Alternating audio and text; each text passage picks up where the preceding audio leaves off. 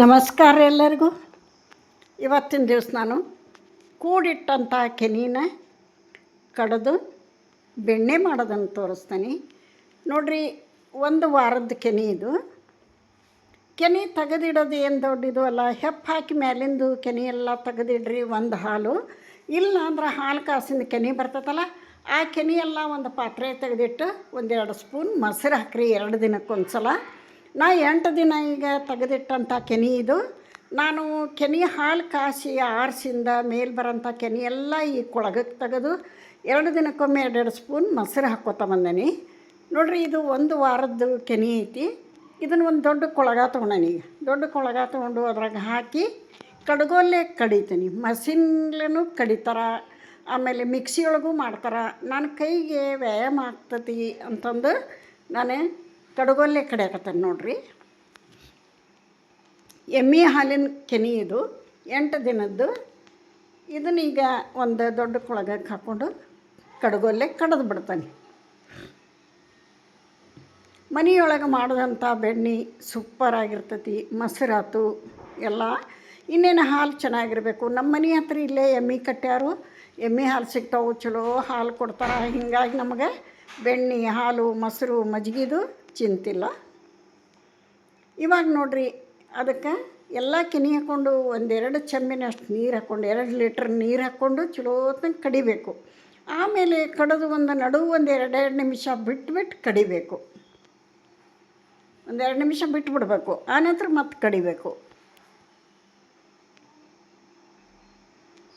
ಬೆಣ್ಣೆ ಬಂದದ್ದು ಹೆಂಗೆ ಗೊತ್ತಾಕತಿ ಅಂದ್ರೆ ಗೊತ್ತಾಗ್ತತಿ. ಈಗ ಮೊದಲು ನೊರೆ ಬರ್ತೈತಿ, ಆಮೇಲೆ ಒಡಕದಂಗೆ ಆಕತಿ. ಆನಂತರ ಮೇಲೆ ಬೆಣ್ಣೆ ಪೂರ್ತಿ ಬಂದ ಮೇಲೆ ನಿಲ್ತತಿ.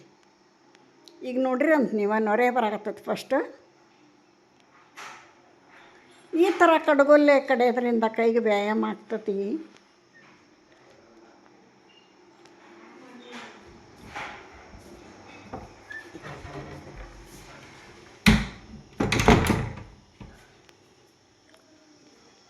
ನೋಡಿರಿ, 2 ನಿಮಿಷ ಬಿಟ್ಟು ನಾನು ಕಡ್ದೇನಿ ಒಂದು 3 ಸಲ.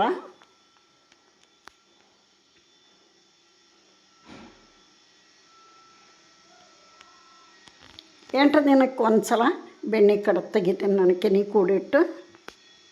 ಅತಿ ಹೆಚ್ಚಿಗೆ ಇಡಬಾರ್ದು. ಇಟ್ಟರೆ ನಡೀತತಿ, ಆದರೂ ಇಡಬಾರ್ದು. 8 ದಿನಕ್ಕೊಮ್ಮೆ ಫ್ರೆಶ್ ಅಂದು ತೆಗೆದು ಬಿಡ್ತಾನೆ. ಕಡ್ದಾಗ ಒಂದು ಸಲ ಬೆಣ್ಣೆ ದೋಸೆ ಮಾಡ್ಕೋತೀವಿ ಮನೆಯೊಳಗೆ. ಫೇವ್ರೇಟ್ ಬೆಣ್ಣೆ ದೋಸೆ ಅಂದ್ರೆ ನೋಡಿರಿ. ಈಗ ಬೆಣ್ಣೆ ಬಂದೈತಿ. ಇನ್ನು ಒಂದು ಸಲ ಕಡಿದು ಬಿಟ್ರೆ ಮುಗೀತು. ಈಗಾಗಲೇ ಬಂದೈತಿ ಇನ್ನೊಂದು 10%. ಇನ್ನೊಂದು ಸಲ ಕಡಿದು ಬಿಟ್ರೆ ಮುಗೀತು. ಇದಕ್ಕೆ ಇನ್ನೊಂದು ಸ್ವಲ್ಪ ನೀರು ಹಾಕ್ಕೊಂಡು ಮತ್ತೆ ಕಡಿತೇನೆ.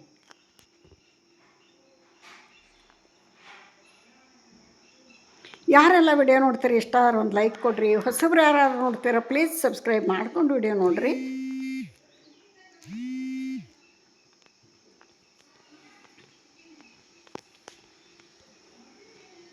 ಇನ್ನೊಂದು 2 ನಿಮಿಷ ಕಡಿದು ಬಿಟ್ರೆ ರೆಡಿ ಆಕೈತೆ ನೋಡಿರಿ ಬೆಣ್ಣೆ.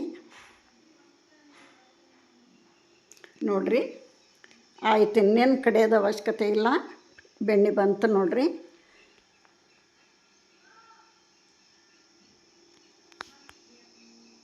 ಇದನ್ನೆಲ್ಲ ಕಡ್ಗೋಲಿಗೆ ತೆಗೆದು ಬೆಣ್ಣೆ ತೆಗೆದು ಬಿಡೋಣ. ಇನ್ನು ಒಂದು ಪಾತ್ರೆಯೊಳಗೆ ನೀರು ಹಾಕಿ ಅದ್ರೊಳಗೆ ಬೆಣ್ಣೆ ಹಾಕಿ ಇಟ್ಬಿಟ್ರೆ 1 ದಿನ 2 ದಿನ ಇಟ್ಟು ಆಮೇಲೆ ಕಾಸಿ ಬಿಡ್ತೇನಂತ.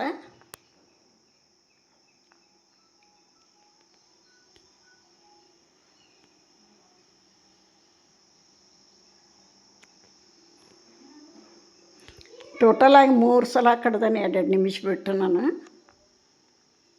ಒಂದು ಸ್ವಲ್ಪ ಗಾಳಿಗೆ ಬಿಟ್ಟುಬಿಟ್ರೆ ಗಟ್ಟಿ ಆಕತಿ ಬೆಣ್ಣೆ. ನಾನು ಆಗ ತರ್ಗದು ತೋರ್ಸೇನೆ ನಿಮ್ಗೆ. ಕೈಗೆ ಅಂಟ್ಕೊಳಂಗಿಲ್ಲದು. ಒಂದು 10 ನಿಮಿಷ ಬಿಟ್ಟು, ಒಂದು 1/4 ಗಂಟೆ ಹೆಚ್ಚು ಕಡಿಮೆ 10-15 ನಿಮಿಷ ಬಿಟ್ಬಿಟ್ರೆ ಸ್ವಲ್ಪ ಗಟ್ಟಿ ಆಕತಿ. ಕೈಗೆ ಹತ್ತಂಗಿಲ್ಲ, ಉಂಡೆ ಬಂದಂಗೆ ಬರ್ತೈತಿ. ನಾನು ವಿಡಿಯೋ ಮಾಡಾಕತ್ತಿದ್ನೆಲ್ಲ ಆಗ ನಿಮಗೆ ತೋರ್ಸೇನಿ ನೋಡಿರಿ. ಕಡ್ಗೋಲ್ಗೆ ಹತ್ತಿದ್ದೆಲ್ಲ ತೆಗೆದು ಬೆಣ್ಣೆ ಎಲ್ಲ ಪೂರ್ತಿ ರೌಂಡ್ ಮಾಡಿ ಕೈಯಾಗ ತೊಗೊಂಡು ತೋರ್ಸೇನಿ ನಿಮ್ಗೆ. ಒಂದು 1/4 ಗಂಟೆ ಬಿಟ್ಬಿಟ್ರೆ ಅದು ಕೈಗೆ ಅಂಟಂಗಿಲ್ಲ. ಅಷ್ಟೊಂದು ಗಟ್ಟಿಯಾಗಿ ಚೆಂದಾಗಿ ಬರ್ತೈತಿ ನೋಡಿರಿ. ಇಷ್ಟು ಬೆಣ್ಣೆ ಬಂದೈತಿ. ಅರ್ಧ kg ಮೇಲೆ ಐತಿ ಇದು. 3/4 kg ಬೆಣ್ಣೆ ಬಂದೈತಿ. ನೀವು ಈ ಥರ ಕೆನೆ ತೆಗೆದಿಟ್ಟು ಫ್ರೆಶ್ ಬೆಣ್ಣೆ ಮಕ್ಕಳಿಗೆ ಬ್ರೆಡ್ಡಿಗಾತು, ಚಪಾತಿಗಾತು, ದೋಸೆಗಾತು ಉಪಯೋಗ ಮಾಡಿರಿ. ಹಾಲು ಚಲೋ ಇರ್ಬೇಕು ಮಾತ್ರ. ಹಾಲು ಹೆಂಗಿರ್ತಾವೆ ಒಂದು ಕೆನೆ ಬರ್ತೈತಿ, ಬೆಣ್ಣೆ ಬರ್ತೈತಿ ನೋಡಿರಿ. ಸೂಪರಾಗಿ ಬಂದೈತಿ. ಈಗ ಪಾತ್ರೆ ಒಳಗೆ ನೀರಿಟ್ಟೇನಿ, ಅದ್ರಾಗಿಟ್ಟು ಇವತ್ತೊಂದಿನ ಬಿಟ್ಟು ನಾಳೆ ಕಾಯಿಸ್ತೇನಂತ.